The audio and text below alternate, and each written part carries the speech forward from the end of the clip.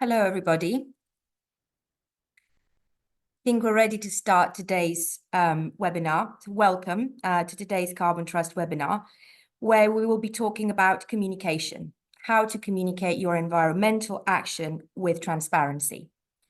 Quick apology for those of you who were going to join 2 weeks ago and we had technical problems, and appreciate your understanding and you being here with us today. My name is Julia Niquara. I am the Marketing and Communications Director here at the Carbon Trust. My background is 18 years of experience across fast-moving consumer goods, having worked for Mars, and then into fair trade, so an organization known for its labeling, and now recently over 4 years with the Carbon Trust. Together with my colleagues, John Newton and Tiff Aries, we are going to be talking to you about the topic of communication around your climate action. We have a busy agenda today, as this is a big topic. We are going to look at the current state of play in the environmental communications landscape. We'll give you some practical do's and don'ts, and really share with you our view of what good looks like based on years of experience and many client interactions we have gathered over the years. We will summarize and then go into a Q&A to hear from you and your questions. Before we dive into the topic, on the next slide, if you could join at slido.com and put in this code or scan the QR code and just tell us where you are today, where you're listening in on this webinar today. It just gives us a view of our audience, helps us understand you better. Yeah, hopefully we'll show places from all over the country and maybe the world. So we'll just give a few seconds for some of the places to pop up. Excellent. So we have London, we have Germany. Wow, many places around the UK. We have Spain, Finland, Amsterdam in the Netherlands, Turkey. Very well. A global audience today. So yes, very much looking forward to sharing our insights with you. Very well. On this note, I will then hand over to John, who will take you through the current state of play around environmental communication. Thank you, Julia. So I'm going to start off by just introducing the Carbon Trust. And for those of you not familiar with us, we're an international consultancy, and our mission is to accelerate the move to a decarbonized future. We've been climate pioneers for more than 20 years, and we partner with leading businesses, governments, and financial institutions to accelerate their route to net zero. We have more than 400 experts and consultants with a collective experience that spans more than 2 decades. And we spread over 5 continents, with offices in Beijing, Singapore, Johannesburg, Berlin, Amsterdam, London, and Mexico City. We support companies through their end-to-end net zero transition journey, and there are 4 iterative phases of this journey. We started with analysis, where we support our clients to gain insight through understanding of key drivers of carbon emissions, their impacts and risks to their organizations and value chains.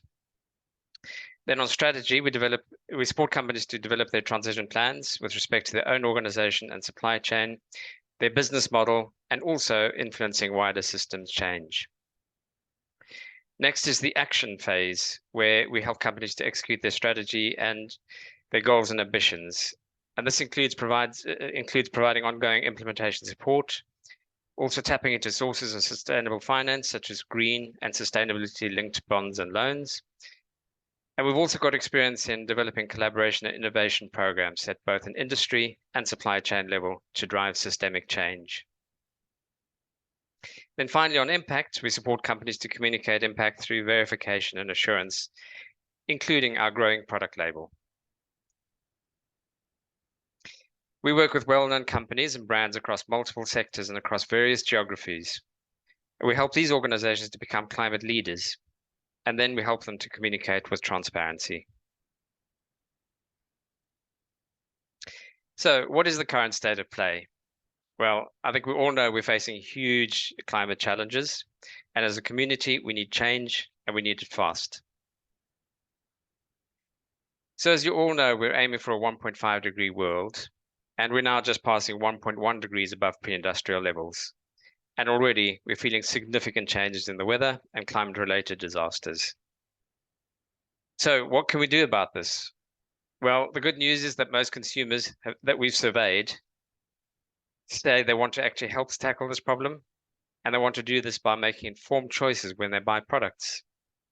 But they say for this, they need clear, factual, and accurate information on products. And this is where brands can really help consumers by providing responsible communication and obviously by avoiding making misleading claims. So if you're in any doubt about how important consumers consider this to be, more than half the consumers that we surveyed indicated that environmental sustainability is more important to them now than it was just 1 year ago. So last year we commissioned a study with YouGov involving 13,000 consumers in 12 different countries. And I just want to share 3 results of questions we asked them. 69% say it's a good idea for companies to use a recognizable label on products that have been made with a commitment to measuring and reducing their carbon footprint. 62% would feel more positive about a company that had measured and reduced the carbon footprint of its products. And importantly, 59% would trust a product carrying a carbon footprint label. From the same survey, we asked consumers which types of goods, which types of products they'd expect to see carrying the carbon footprint label. So please take a look at the list and see if your sector is represented there. This is actually a great opportunity to understand the expectations of 13,000 global consumers. So when we were carrying out this research, I actually had the opportunity to sit on some of the consumer workshops, and it's really helpful to understand what consumers are looking for.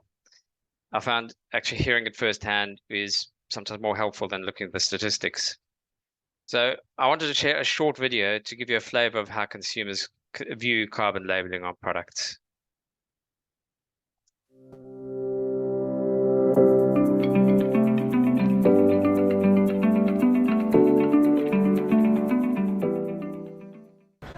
For the most part, I try to, but it's not really advertised, especially like this is good to see because it's got like a nice half of like the carton is full with the carbon information, but in general, you don't really see this.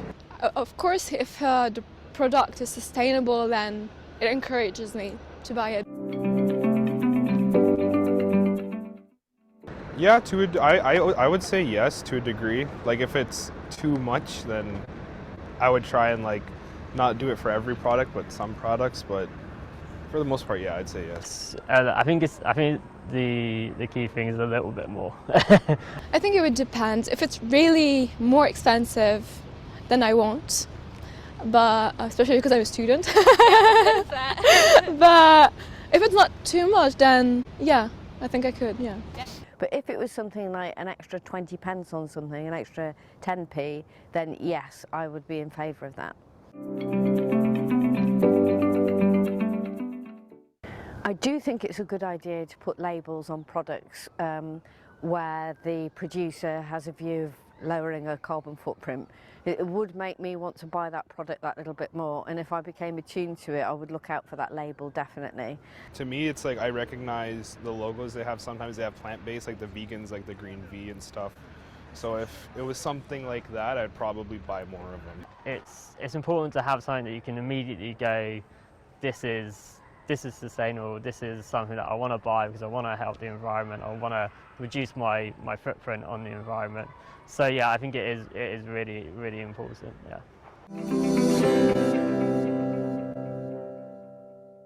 Great, so hopefully you found that interesting. So we're all consumers, so to some degree we can relate to those views. But I think the key thing is 5 years ago, very few consumers actually cared, and today we can see that they're really engaged in this. So which means that the demands on brands is really increasing. But not only the demands of consumers changing, we also find ourselves in a complex and changing landscape with regards to environmental legislation. And most of this audience has probably heard about the EU Green Claims Directive, which sets guidelines for clear, transparent, and factual consumer messaging. But more recently, we've also seen the EU Unfair Commercial Practices Directive, which within the next year or two will effectively ban terms such as carbon neutral and any other similar type of claim that suggests that a product has zero environmental impact. In the UK, we've got the Competitions and Markets Authority, which focused on evidence-based claims. They also look at the way people are influenced by advertising and how it affects their purchasing of goods and services. And ultimately, they're looking for consumers to stop being misled. In the UK as well, the Advertising Standards Authority has withdrawn more than 20 ads last year for failing to follow good practices. And in the USA, we've got the FTC, which is updating its green guides. So lots and lots of changes on that landscape. And we can also see there's been a huge upswing in media coverage, in particular on subjects such as greenwashing, carbon neutrality, questionable offset schemes, and calling out companies for making vague or misleading environmental claims on products. This has led to many companies having concerns about scrutiny, criticism, and also potential legal action they may face. So unsurprisingly, this leads to what we've termed green hushing, which is where companies stop talking about their environmental credentials. And then also more recently, you may have heard the term green stalling, where companies are just faced with so much of the complexities required for change, they're just putting it off for the future. And in many ways, these responses are just as harmful as greenwashing. So with that context, how do we avoid the pitfalls and communicate with credibility and confidence? Firstly, we need to be aware of 4 things. So it's important to be aware that everything we buy, produce, and use has an environmental impact. So when we're talking about carbon, we should just never forget that basic fact. A footprint is measured in CO2e. The E stands for equivalent. Now, there are many greenhouse gases. Many of them are much more powerful than CO2. For example, methane has 25 times the global warming potential of CO2. But then rather than listing all the various greenhouse gases, we communicate everything in equivalence to CO2. So for example, if a product emits 10 tons of CO2 and 1 ton of methane, it's stated as 35 tons of CO2e. So communicating a carbon footprint demonstrates that your company has made accurate measurements of the impact of a product or the organization itself. But of course, it's not just about the measurement. It's very important to communicate to your stakeholders what you're doing about it and how you're reducing it. So for these reasons, we've been making ambitious changes to how our label is communicated. So our label is used in both a business-to-business context and a business-to-consumer context. And in both situations, it's to inform sustainability choice. Firstly, to support informed consumer choice in both retail and online, but then also in procurement professionals in a business context to support value chain decarbonization. So how can you communicate transparently and with clarity and confidence while at the same time protecting your brand? Well, this is how the label helps our clients to do just that.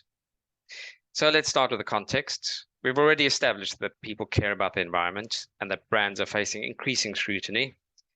The Carbon Trust has lots of expertise in footprinting and assurance, which will provide the confidence your brand needs in its communication. The level of rigor and robustness of our assurance requirements means that the label is a credible representation of your carbon footprint. But finally, we don't stop there. We provide help, support, and guidance to ensure that your message is clear, factual, and evidence-based, and of course that your environmental claim is accurate.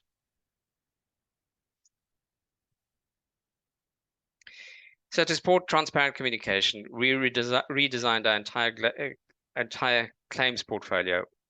So when we undertook this redesign, we looked carefully at the context, which I've just set out above. We carried out extensive research on legislation in key global markets, and we took external legal advice in each of those locations. We then also examined media articles to understand why companies were being called out and where the scrutiny was being focused. They were also extensively researched consumers. Aside from the YouGov research that I've just covered earlier, we also carried out consumer-focused workshops to understand and test how consumers absorb information. Through this, we clarified and sharpened our terminology to be as clear and transparent as possible. We have delivered what we believe is best in class globally for responsible and transparent communication, backed up by the rigor of the Carbon Trust brand. Now, the portfolio of claims is based on 3 themes. Firstly, the comparative claims, where products that are innovative and disruptive can gain recognition for their environmental benefits.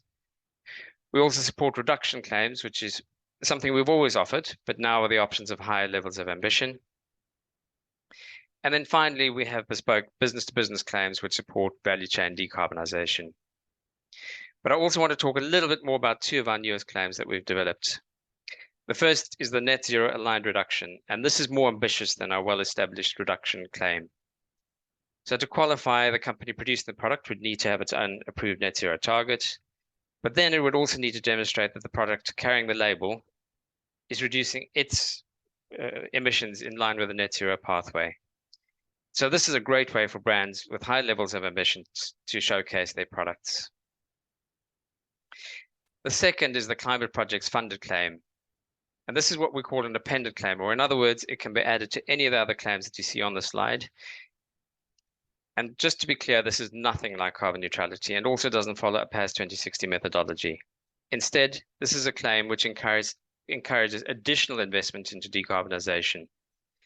And importantly, this can be spent either beyond its value chain with a minimum of 5% in long-term carbon removals, using both natural and technological solutions, and the remainder in ex-post carbon credits, or for the less technical view, that's the sort of traditional offset schemes that you're already familiar with. But we've also placed additional guardrails to de-risk the purchase of non-credible schemes. But alternatively, and actually what we actively encourage is rather spending money outside your value chain, it could instead be invested into the company's own operations or value chain to result in a carbon reduction in its life cycle. So these are great opportunities for brands that really want to stand out and demonstrate their climate leadership. So now I'm going to hand over to Julia, who's going to talk more about communication. Thank you, John. So practically speaking, what does this mean? What does communication with transparency look like? And what are some of the don'ts and what are some of the do's around this topic? I'm going to start by looking at a few examples of how not to do it, and really start going into the topic of greenwashing. You will have heard greenwashing, the term used very, very much in the last few years, very much linked to that, that environment that John was talking about, and the regulatory scrutiny that has increased. And this has emerged as a major issue. First of all, because more brands and more companies are taking action, which is a good thing, but not always communicating that in the most transparent and credible way. So that increased scrutiny plus increased action and not enough clarity on communication has made greenwashing a concern for 2 out of 3 executives who have been asked about this as a topic. So we know that you want to get this right, and we know that communicating with transparency is important, and that's why we're here today. So let's look at a few risks of not doing it so, and then practical examples of how to. So being seen to be greenwashing does impact brand trust. And of course, it puts you at risk of lack of compliance. But also, importantly, overclaiming does give an overinflated sense of the problem of climate change being solved, which actually hampers progress. So the solution to all of this is not to avoid communication, but rather avoiding getting it wrong and misleading consumers. So I'd like to share with you a few examples of communication that is not as clear and transparent as it should be, and consequently has the risk of misleading consumers and potentially overclaiming. So if you look at some of these examples here, you can really see use of confusing terms, unclear comparison with very little evidence or no evidence to back it up, and making a claim focused on one element rather than the full life cycle. So worked hard to reduce the carbon impact is not clear or quantified. So you can be sure that when you buy our product, you know they are good for the planet. Good for the planet is not defined. We don't know what that means. We're not clear what the action behind it actually is. So as a consumer, you're told you're doing the right thing, but you don't actually know what action has been taken. Planet positive eco range of t-shirts, those terms are not defined. There is no formal definition of planet positive or eco range. So again, lack of clarity as to what that means. Most efficient materials, again, versus what, compared to what, with the lowest carbon footprint, there's no comparator. So whilst these claims may sound good, they actually do not provide sufficient information to be credible and well understood by the consumers. Another example, for every 100 products sold, we plant a tree to offset the impact of this product. Exceptionally vague. This could be technically accurate, but does make one believe that by buying this product and the tree being planted, the environmental impact of the product is cancelled out, which is not accurate. And there is no evidence, substantiation, or reference to any third-party standard, or indeed any information around the offsetting project, where it is, how it works, etc. So be careful to avoid these vague, unsubstantiated claims, even though they may sound compelling. When you drill down into the detail, they're not.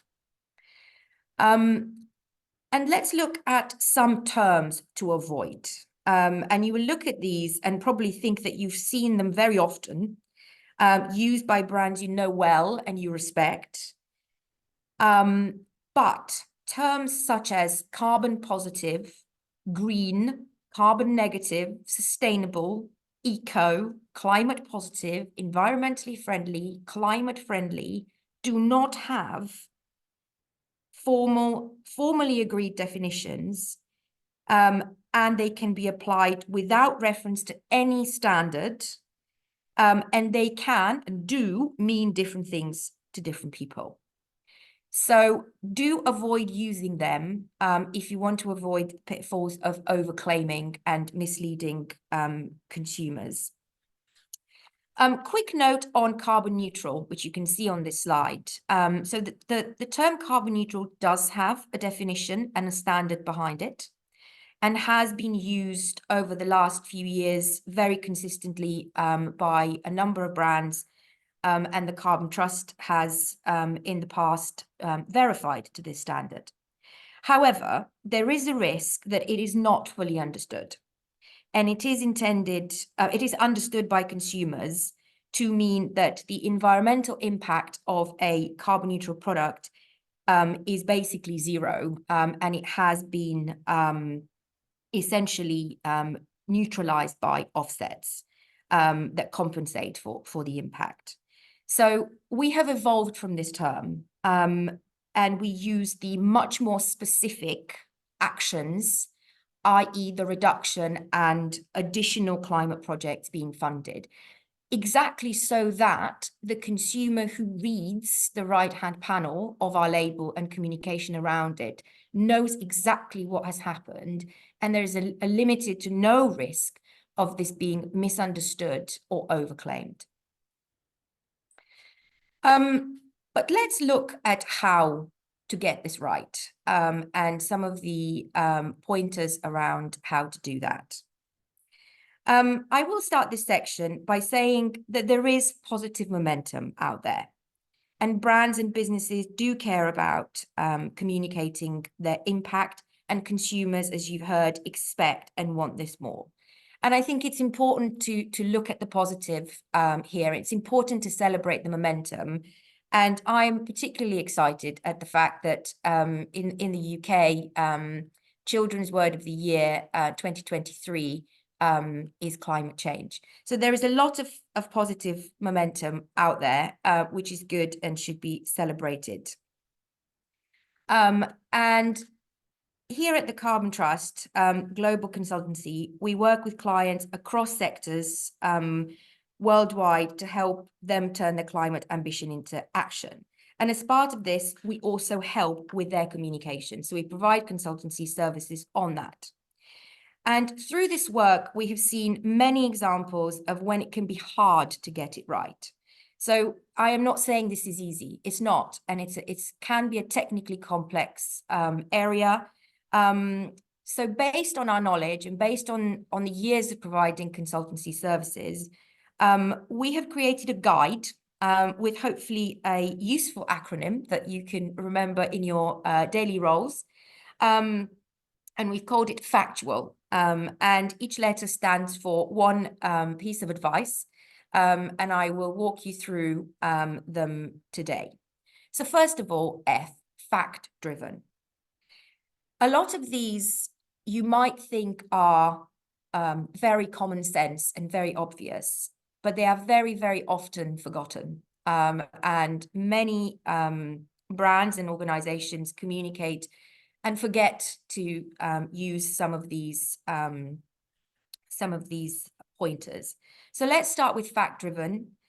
Do use facts, evidence, and data sources, and add additional information on your website or point of sale, and really depending on where you're communicating with your end audience. Do not be afraid to use evidence. Do not be worried about overclaiming in terms of evidence. It is important that it's there, and it does add credibility. Moving to what you should avoid, we really recommend avoiding claims of being the first in a sector, in an area, in a country, and using really big claims such as helping the planet or saving the planet. If you do want to refer to your impact on the overall planet, use much less stronger terminology around, helps protect or reduce impact, and go back to your data sources and go back to the action you have taken, rather than make a very grand claim that's difficult to back up, should you be asked to. Then moving on to check. This is important, and we've talked about third-party assurance, and we've talked about standards, and really with the rise of interest in climate action, and more brands and businesses doing the right thing and taking action, and more consumers being interested in seeing the impacts, we do see the value of work and action being checked and verified by a third-party assurer. Why is that? I use the example of the Carbon Trust and our third-party assurance work and service we provide. But really, it's about adhering to international standards, adding authority and rigor to environmental claims.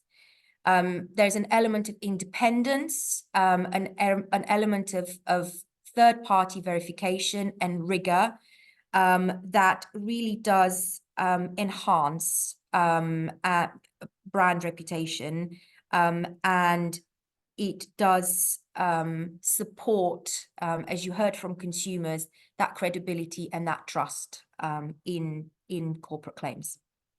So checking is exceptionally important. Doing so through third-party verification can be very, very helpful and increase credibility.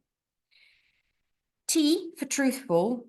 You might find this very obvious again, but this is again really important. Be truthful about your progress. This is a journey. And many brands and organizations are tempted to communicate as though they have reached the destination. This is a journey, and it is important to be honest with what you have achieved and what you have not yet achieved. It shows honesty, and it really creates a trust with your consumers, with your audience, that they will appreciate, and they will appreciate challenges along the way and value the efforts of the action that you have already taken. And we really see that brands who do this really do engender a trust with their consumers, and almost a sense of positive momentum, but have consumers on their side in terms of the journey yet ahead. User-friendly, U for user-friendly, again, obvious, but quite hard to do. It is a complicated topic, and it has a lot of jargon, and it is hard to stay simple and straightforward, but it is important. Imagine talking about this topic to your children, your partner, your parents, your friends. Would they get it? Because if they don't, it needs to be simpler. So keep that in mind. It is one of the hardest to do. And at the Carbon Trust, when we communicate around climate change, this is one of the key ones that we really have at the front of our mind in our communication, and making it really clear and simple and as user-friendly as possible, including definitions of terms where needed. A for accountable, own mistakes. If they arise, correct them, explain them, don't be tempted to cover it up.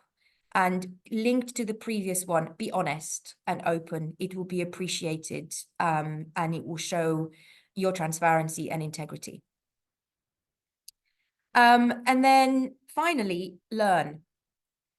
As I said, this is a journey, and learning and sharing will help progress to net zero.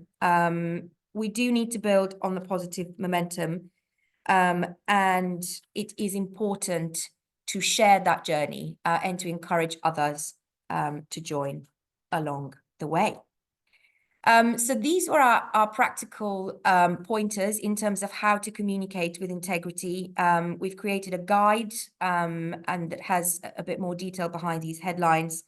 And I hope you found them useful and can remember them through the acronym and also employ them in your communication. And I'm now going to hand over to Tiff to give you some examples of how we have worked with some of our clients and supported their communication and their product footprinting and labeling journeys. Great, thank you, Julia.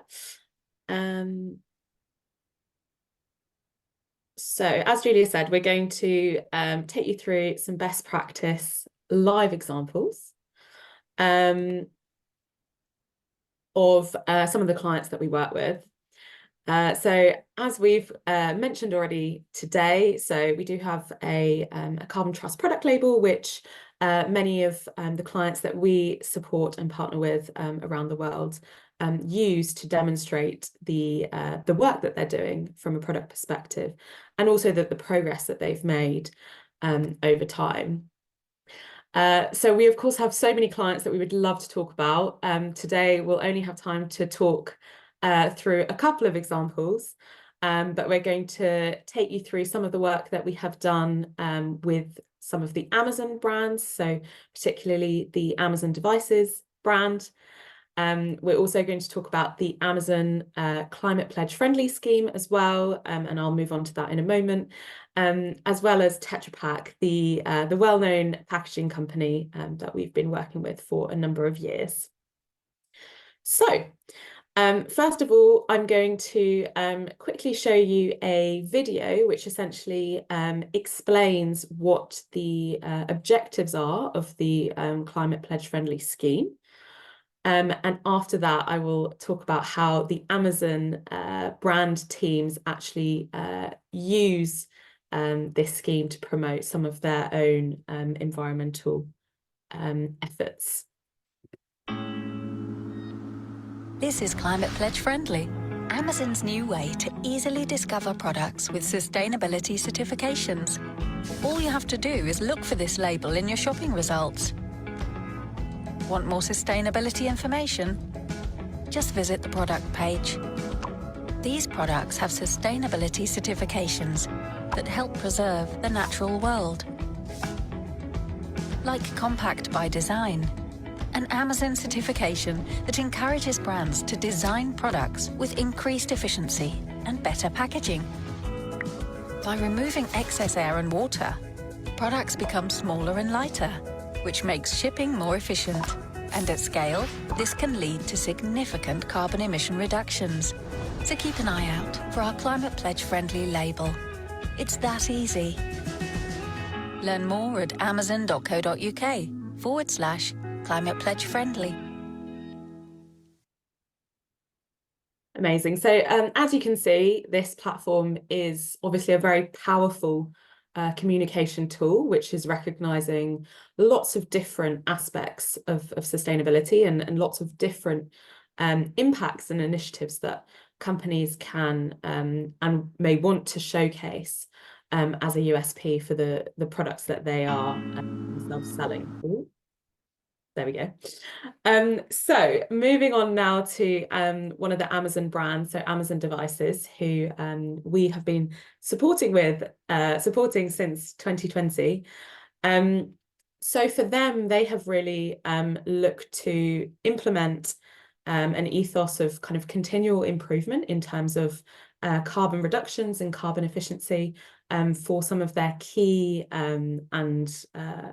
key products that they sell under Amazon Devices. So this would include products such as Kindles, Echo Assistant devices I'm sure that some of you have in your own homes. And we've really been supporting them to essentially recognize, verify and recognize the progress and the changes that they're implementing generation on generation for their products. So that they are able to then communicate those efforts and essentially the investment and the research and development that they're doing in order to ensure that with every new generation of products that they are putting out there has kind of a reduced impact compared to a previous version. And they very much promote this aspect and this part of their work through the Amazon Climate Pledge Friendly scheme and by using the Carbon Trust product label as well that you can see on the bottom right of the screen there. The second example I'm going to talk to you about is Tetra Pak. So hopefully you would have heard of this company as well. And so for these guys, we have been supporting them since 2016. So we've really been on a journey with them and supported them throughout these last years in terms of improving the communication of what they do in terms of sustainability for their product portfolio, but also kind of helping them to incrementally improve over time as well. So in terms of what we've actually supported them to do, so we started off by developing a carbon calculator, which essentially is a tool that they use to assess the carbon footprints of all the different packaging variants and formats which they have and which they sell. This is actually a tool where the results of this tool can actually be seen on the Tetra Pak website. So I would recommend that you go and have a look at what that looks like. And this is really something that they are using as a way of facilitating, improving, and guiding choice within their customer base. So as a customer, you can go and compare the different packaging offerings that Tetra Pak have, and you can see what the impacts are of those products from a life cycle perspective, so looking at the different life cycle stages. And you can also see the improvements and the reductions that those products have achieved over time. As part of the work that we do with them, we also verify the results, and they do use, again, so the Carbon Trust product label to communicate the achievements that they have made for their product lines. And one very notable achievement which they have made over the last couple of years is kind of the moving from fossil-based raw materials to plant-based raw materials. And this has really allowed them to show kind of significant reductions and be able to provide a wider portfolio of choice to their customers in terms of kind of lower carbon options within the packaging space. Amazing. So that is the last example I'm going to take you through, and I'm going to pass back to Julia for some closing remarks. Thank you. Summarizing very briefly the topics that we covered today on the next slide.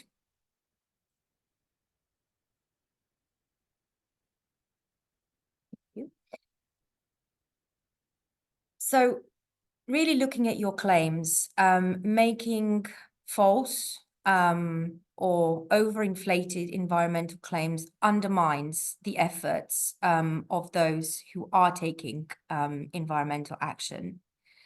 And looking at third-party assurance and adherence to international standards does add authority and rigor and can help you communicate more accurately through the advice that those organizations, one of which is the Carbon Trust, can provide. There is self-regulation out there, and you can get help to make sure that you advertise responsibly. And it's much better to check beforehand than to be in a situation where your advertising or your communication is stopped or challenged for being for overclaiming. So be factual, specific, evidence-based and clear is what we advise on data sources and action taken. And do remember that every product does have an environmental impact. So suggesting that it benefits the planet is misleading. Everything we create will have an impact on the environment. So talk about the actions you're taking to minimize that rather than it being positive. And really avoid positioning your environmental work as a completed task, as the destination, but rather as a milestone along a long journey that we all collectively have to walk and have to work together to get to. We can help and advise on the best approach to communicating sustainability efforts, but it is a collaboration.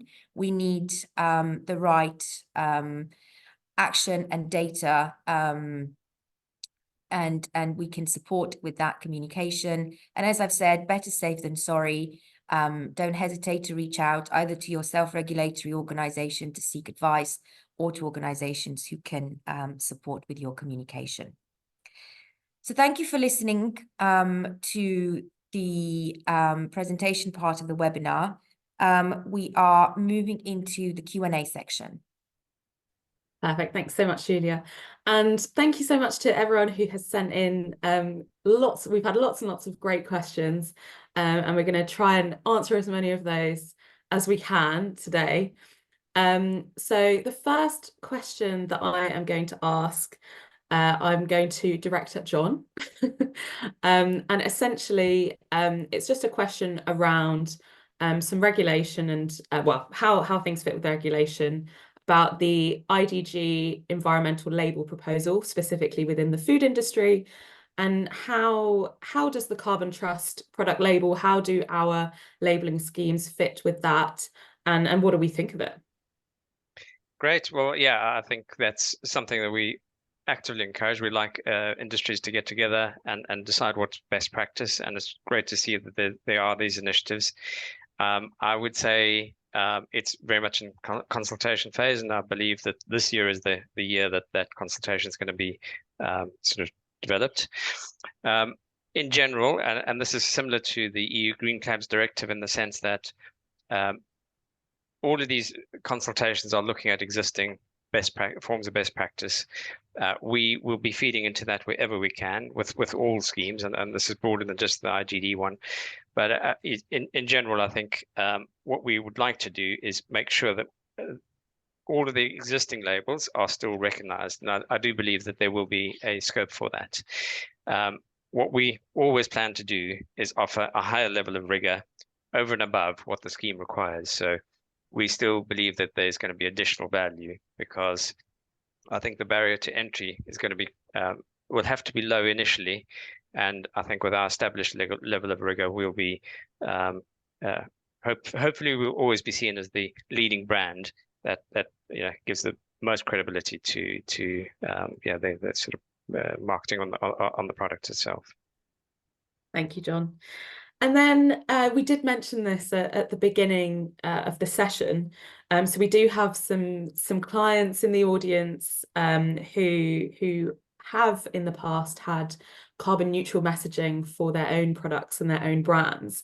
And so I guess what would be, your top tips for companies that are in this transition phase at the moment and who are moving away from some carbon neutral messaging and labeling potentially, and are looking to communicate the efforts they are making in a different way? So maybe one for both of you. What are both of your top tips? I mean, I can start with some advice, and it really is consistent with what we've advised throughout this webinar, which is to provide as much transparent information as you can. Essentially, if a product is carbon neutral, it means that it's been verified to a standard. Be clear what that is. It means that potentially certain reductions have been made, and that certain offsets have been purchased. So action has been taken. Do spell that out. Do spell that out and communicate it with transparency, so that those who want to know more, those who want to understand what stands behind this claim of carbon neutrality, can do so.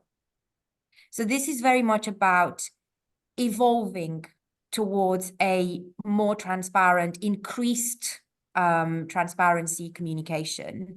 It's not about completely ending carbon neutral without any word about it. It's been here for some time. It's done a good job in driving action for brands and organizations, and we really should value that.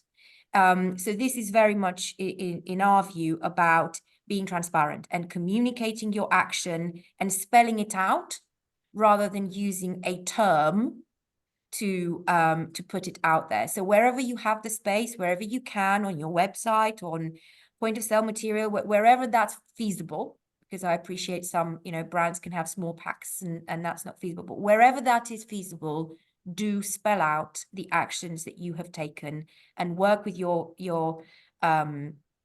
verifier to make sure that the data is accurate and communicated accurately.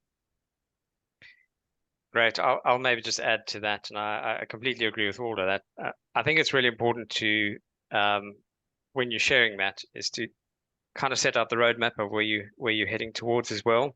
So if your next step is going to be net zero, or it's going to be focused on reductions more, or whatever your claim is going to be, explain that explain that journey. I completely agree in the sense that being transparent will help a lot of that credibility, and also it'll actually engage your stakeholders, because people always want to know what's being left out. So I would tend to say overshare rather than undershare. Amazing, thank you both. The next question is really around how can we use labeling to drive ambition? And so is it possible for brands to label in a way that is demonstrating that actually their products are better than what the average product on the market is? So maybe one for John. Well, yeah, so I think we do have specific claims around those. So one of those is the lower than market, which essentially looks at and specifically aim for disruptor type products. So if you have a product that is significantly better than its alternatives, for example, if your product is using a different feedstock, for instance, and your competitors are all using fossil feedstock, there's obviously a significant improvement in that, but also it's potentially going to be more expensive. This is really what the lower label is looking at, or it might be about a service that's a disruptive type service, and looking at it and comparing to what the market standard is. So what we do there is we define a market standard, and then we enable the footprint we measure the footprint of the disruptor type product, and we can demonstrate what that improvement is over the market standard. And that's a really good way of doing it. We can also do that within the family. So you might have a particular range in one of your ranges is lower than the rest of your range, and you want to really market that as a particular feature of that product. The lower than family does a comparative footprint of it might be a vegan product versus a dairy product in your range, and if you want to compare the one with the other to show the environmental benefit of that one, that's where the lower than family comes in. So a number of ways of doing that. Amazing, thank you, John. We've had a number of questions on the requirements, footprint requirements, the labeling requirements, and all of those. And so we definitely will look to answer those.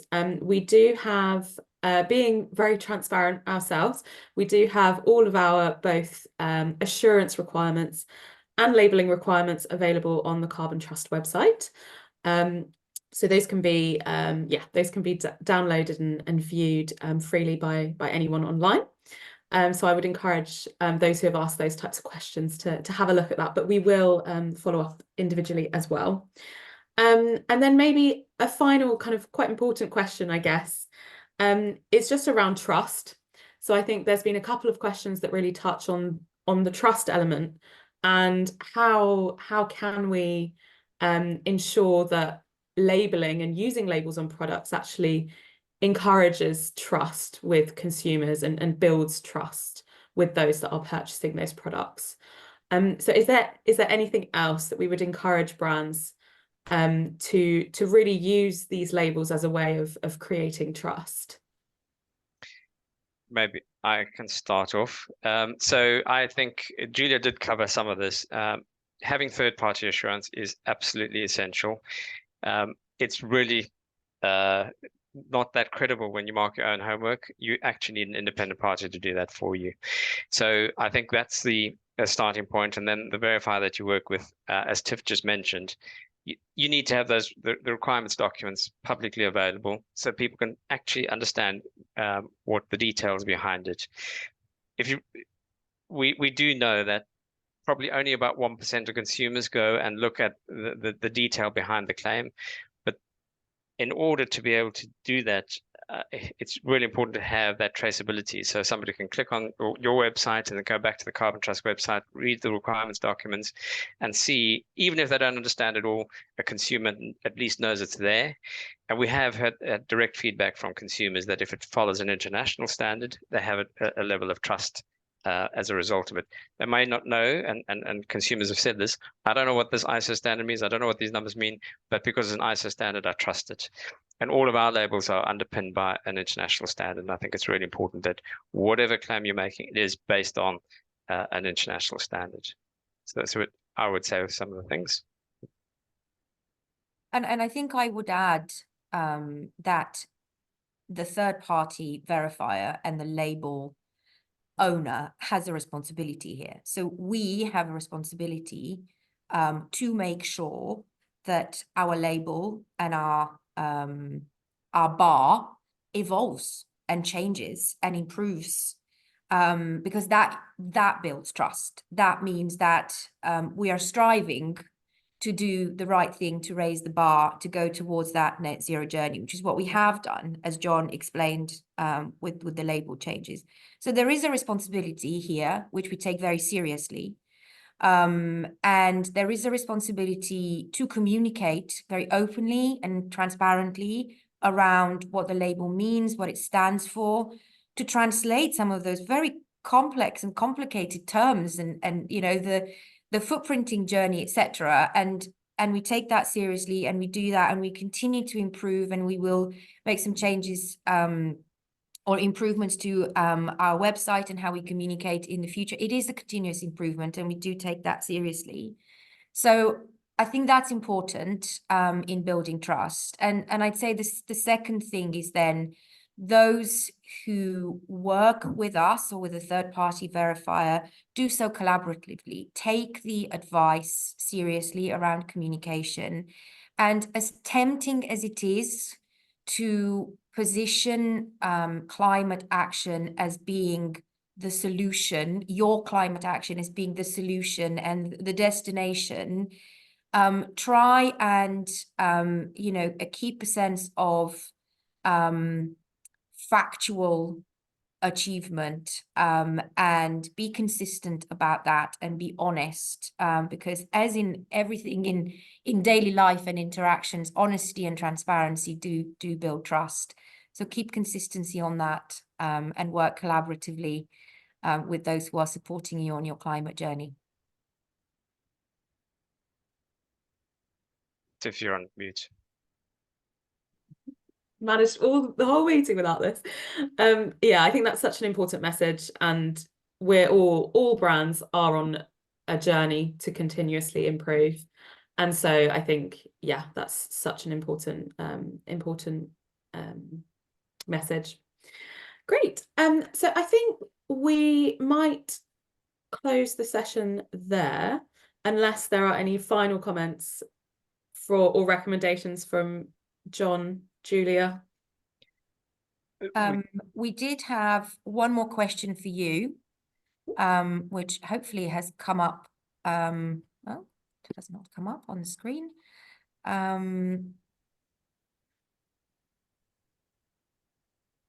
We were going to ask you a final question, which is what, if any, additional support you would need on this topic. We are here to help. We have been doing this for a long time.